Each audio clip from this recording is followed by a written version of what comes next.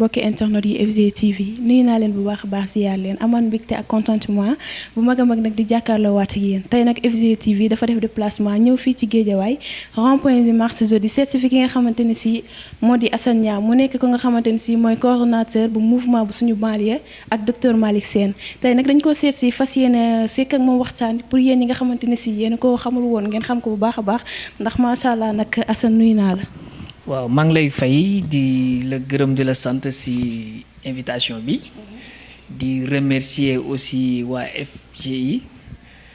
mu nekk télévision en ligne bu am solo bu actualité bu Guédiawaye gépp di suivre ci actualité yi muy dugal et donc man maa ngi tudd Assane Niang di coordonnateur mouvement sunu banlieue ak docteur Malick Sène en même temps di président du comité de veille et d'alerte de Guédiawaye CEVAC. En même temps du coordonnateur national de l'association pour le développement du Waalo donc du président directeur général entreprise CEVAC business donc maa ngi leen di gërëm ci seet si bi ngeen ma seet si. mais Assane en même temps ginnaaw bi nga nuyoo ñi nga xamante ni si ñooy waa FGI mais est-ce que mën nga nuyu aussi mbokk yi nga xamante ni si ñoo lay seetaan. waaw maa ngi profité aussi di nuyu waa Guédiawaye en particulier parce que man Guédiawaye voilà quoi doomu Guédiawaye la doomu banlieue la mais en particulier Guédiawaye. Et donc du nuyu aussi Sénégal gépp ak monde diaspora bi et donc di ñaan aussi Sénégal jàmm sax fi mais jàmm boo xam ni aussi day jariñ waaw donc vraiment maa ngi remercier ñi nga xamante ni ñooy suivre FGI yépp quoi. bon bi mu nuyoo ba pare nag mu nekk ki nga xamante ne si moo di Assane Niang coordonnateur bu mouvement suñu banlieue ak docteur Malick Sène mais Assane est-ce que mën nga présenter wu wax nit ñi yaay kan. ak lan ngay def. waaw man bon en tant que dama am ay casquettes yoo xamante ni dañu bokkul bu njëkk bi mooy en tant que coordonnateur mouvement sunu banlieue ak docteur Malick Sène donc mouvement la boo xamante ni ñu ngi ko créé depuis le 20 septembre 2018 et ñu fal ma def ma coordonnateur mouvement bi et donc bi loolu weesoo aussi. balaa loolu man may coordonnateur mouvement pour le développement du Waalo association pour le développement du Waalo mooy nga xamante ni tous les ressortissants du Waalo nekk ci Afrique diaspora bi en général ak Sénégal man maay coordonnateur mouvement boobu donc en même temps aussi fii ci Guédiawaye di président du comité de veille et d'alerte de Guédiawaye mu nekk organisation boo xamante ni dafay veiller di alerter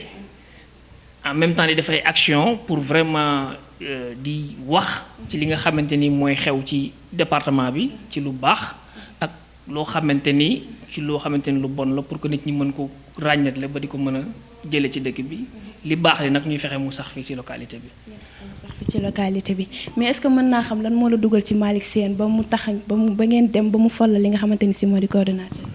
bon Malick Sène suma mag la quoi avant ay activité politique wala développement du ñu boole suma frère la donc li ma séq ak moom séquma ko ak ñi ma bokkal ndey ak baay te xam naa ni moom aussi noonu la demee ci man donc loolu dafa bokk ci li ñu boole. beneen bi mooy aussi ma gis ci moom loo xamante ni dans le département de Guédiawaye man pour man kenn la fi au moins c'est quelqu'un boo xamante ni digne fils de Guédiawaye la màggee fi yaroo fi yàlla dimbali ko aussi mu def fi loo xamante ni ay doomu Guédiawaye ñu ngi ciy yëngatu di ci mën a dundal seen njaboot et loolu dafa bokk ci lu gën a tax aussi suñu ànd gën a dëgër parce que man loolu mooy suma gëm-gëm ci dëkk bi yàgg naa yëngatu. et bi may yëngatu ci wàllu activité de développement boobu j'étais très jeune donc je suis un pur produit associatif et wax dëgg yàlla ñu bokk ay gis-gis bon moom nag mi ngi doog a dugg ci wàllu politique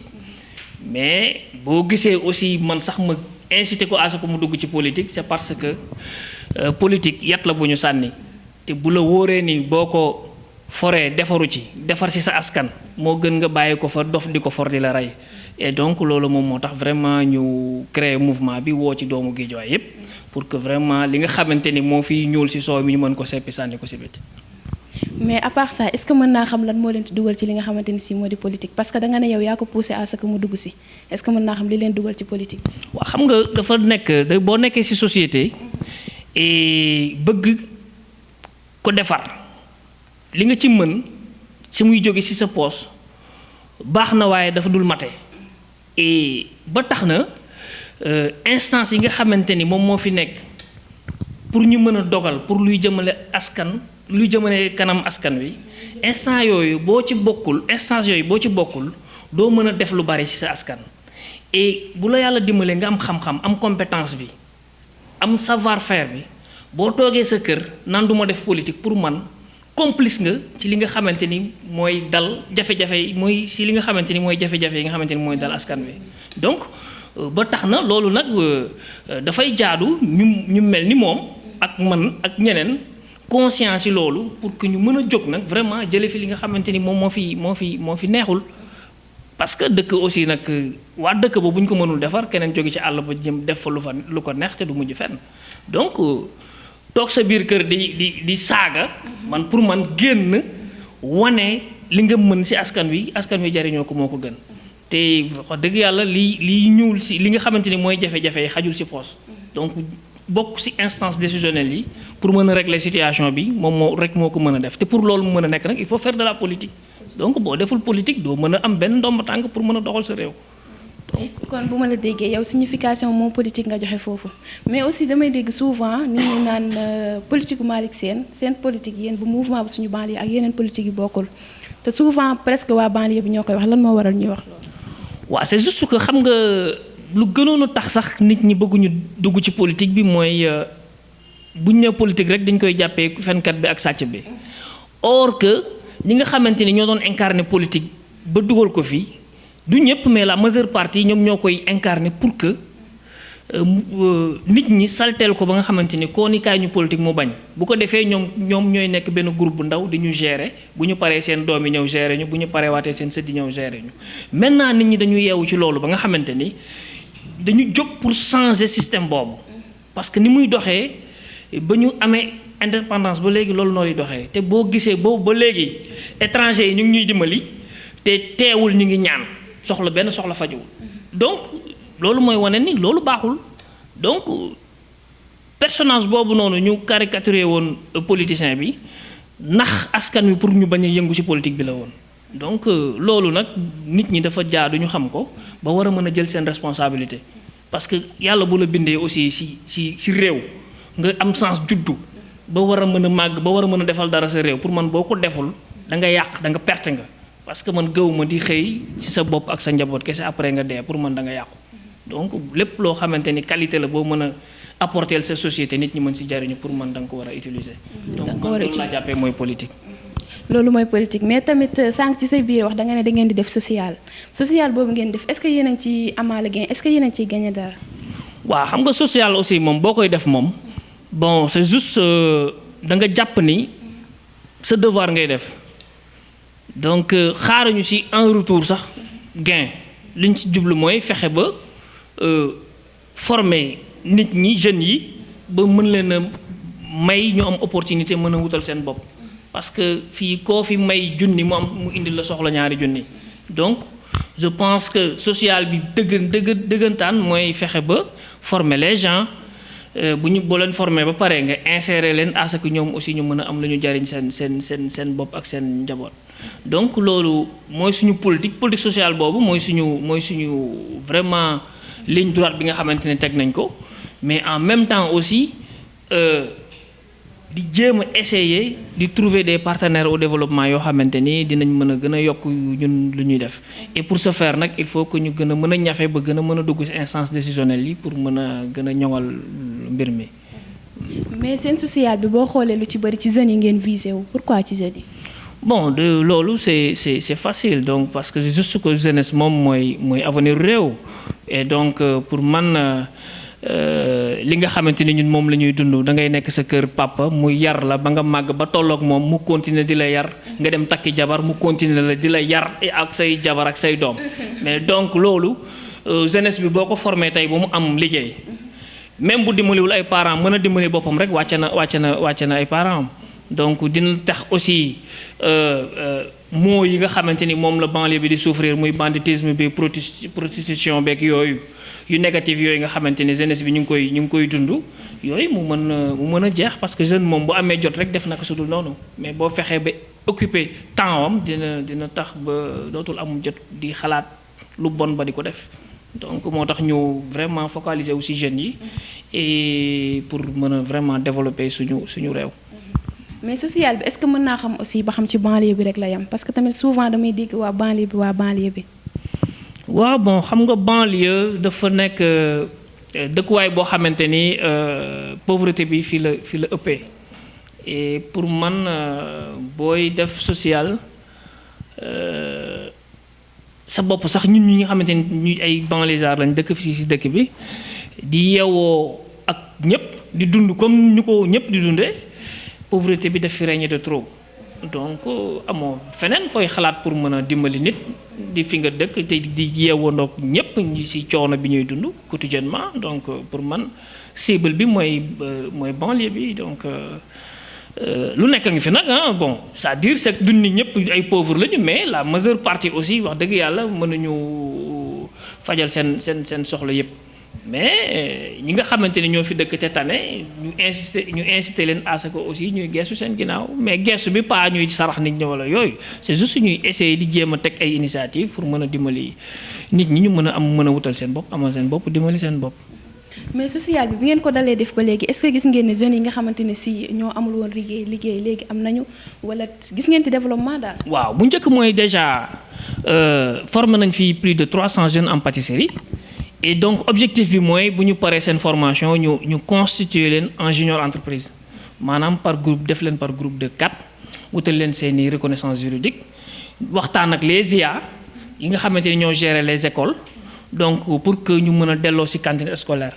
Et je pense que loolu bu ñu ko organiser dina leen permettre à ce que très rapidement ñu mën a créer seeni petites et moyennes entreprises et dafa am marge bénéficiaire bu dox te dinañ mën a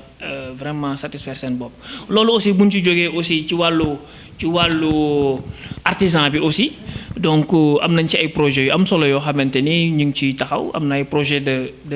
200 permis de conduire yoo xamante ni bëgg nañ ko jox ay jeunes. parce que ñu ngi envisager bis bu ñu yàlla joxee tey jii ñi suñu mairie commune ñu mën a fi indi ay taxi banlieue communale yoo xamante ni jeunes yi dinañ ko mën a gérer donc yooyu yëpp ñu ngi ci ak pas mal de projets yoo xamante ni c'est pour les jeunes mais pour le moment nous sommes en train vraiment de former et d'insérer di orienter jeunes yi et di leen insérer donc nous avons aussi des partenaires yoo xamante ni c'est des chefs d'entreprise ñoo xamante ni dañuy nuyoo ak ñoom ay partenariats ñuy jëlal ay nit une fois que ñu soxla compétence du jar ñuy dem Dakar wala feneen donc il fait appel à nous et ñun ñu yóbbu leen ñi nga xamante ni ñoom ñoo habilité wu pour def travail yooyu. mais est-ce que mën naa xam social bi ngeen def pour jeunes yi kese la. bon dañu jàpp ni bu jeunesse bi mënee faj soxlaam fajaale soxla ay waajuram bu dee jeune bu baax la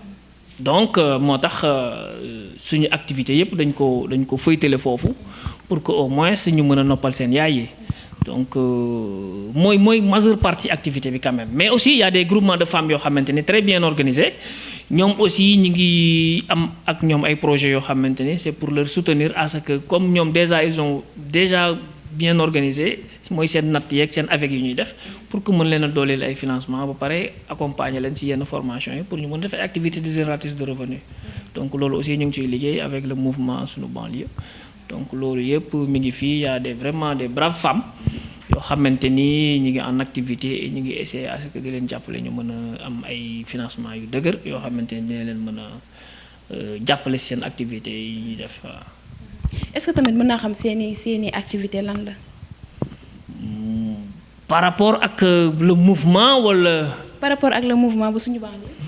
bon mooy comme li ma la wax rek quoi parce que ñun dañuy def politique ku koy def da ngay mooy ni da nga soxla mbooloo. et mbooloo bu ñu soxla du mbooloo di wër di dem di tàccu ak di def yëf li ñu bëgg mooy ñi nga xamante ni seen xel dafa màcc ci wàllu développement muy jaaykatu gerte bi muy ki nga xamante ni xelam màcc na ci wàllu artisan commerçante bi tout ñooñu ñu mën ci dajale le maximum ñu mën a ànd liggéey et pour mën a jariñ suñu localité te nag comme ni ma ko waxee woon rek politique masse la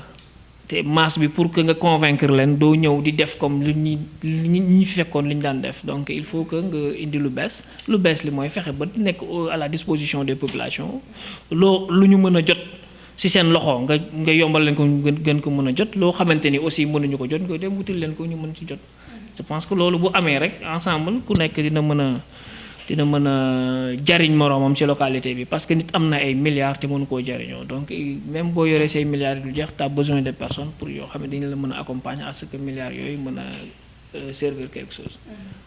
mais aussi bëgg naa balaa ñu jeexal émission bi ñu wax ci li nga xamante ni si moo di actualité bi muy pétrole tey coow li bëri na trop ku nekk moom ngay wax muy jeunes yi fépp loo ci mën a wax yow. waaw dafa nekk situation boo xamante ni dafa complexe trop. boobu bu ma ciy wax dama ciy wax en tant que président du comité de veille et d'alerte de Guédiawaye parce que mbir mi dañ ciy tudd koo xamante ni mooy suñu maire Alioune Sall dëkk fii ci Guédiawaye et man bi ma seetaanee documentaire BBC bi et li ma ci marqué mooy réponse u Alioune Sall parce que dama dégg ci biir réponse bi mu ne bu fekkente ne ni diggante Frank Timis ak BP dañoo def ay transactions man yëguma ko te sama yoon nekku ci et ça m'a fait beaucoup de mal man je suis pas pour Alioune Sall je suis pas contre Alioune Sall mais je suis pour le Sénégal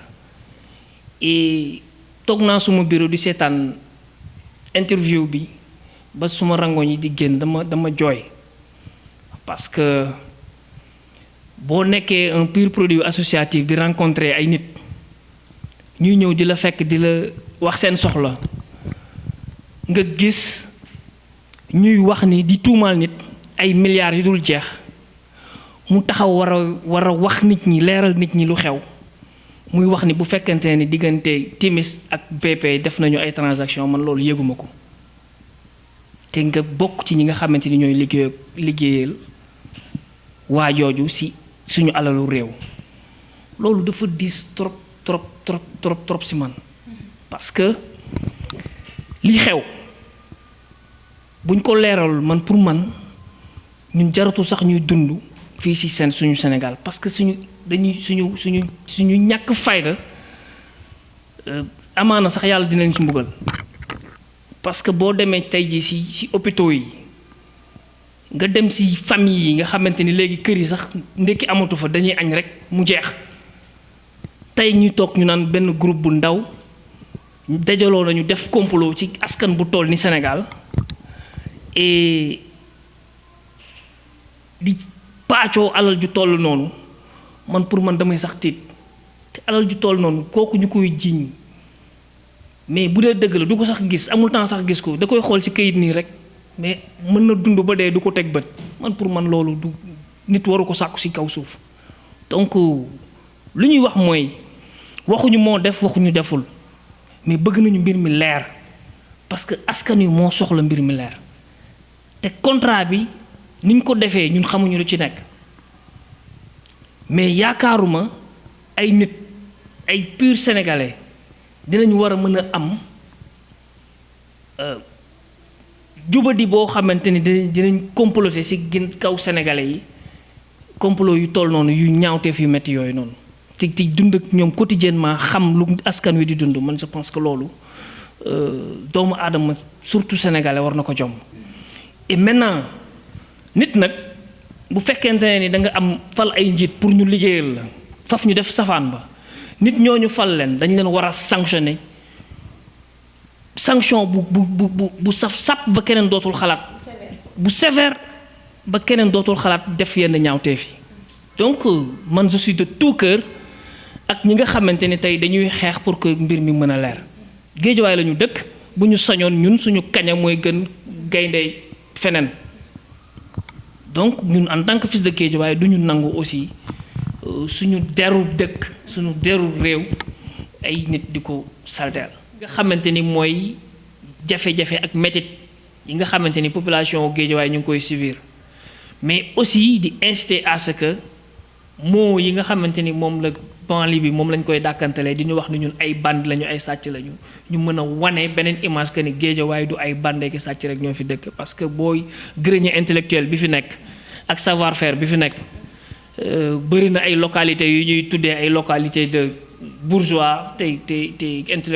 intelligentsia boobu amul foofu donc moo tax ñu ngi gën a encore une fois inciter à ce que les jeunes ñu gën a conscientiser wu bañ a toog ci seen kër wala seen grand place yi naan ataaya ak di werante nañu dem bokk ci mouvement associatif yi conscientiser wu pare pour xeex jël seen avenir en main donc loolu mooy suñu credo et ñu ngi ñaan yàlla defal ñu ci ndam maa ngi gërëm sumay doom parce que sumay doom man ñooy sumay xarit et puis ñoom ñoo may permettre à ce que fugg bi ma am pour mën a ñafe suma live pour que ñoom bu ëllëgee seen live mën a jaar yoon donc maa ngi leen di gërëm di ñaan aussi suma doom bi doon def terminal baccalauréat bi yàlla may ko ci ndam.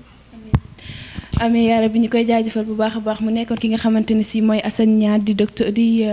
coordonnateur bu mouvement bu suñu banlieue ak docteur Malick Sène mu koy jaajëfal bu baax a baax yaakaar naa ne nag lépp lu nga xamante ne si xamoo leen ko woon ci moom rek leer nañ ndax ñoom ñu ngi fii ci Guédiawaye di def social te nekkul pour jeunes yi kese mais social bi pour ñëpp la comme ni mu ko waxee mbokk yi lii laa leen indiloon tey ci FG TV maa ngi leen di jox dig daje à la prochaine incha allah.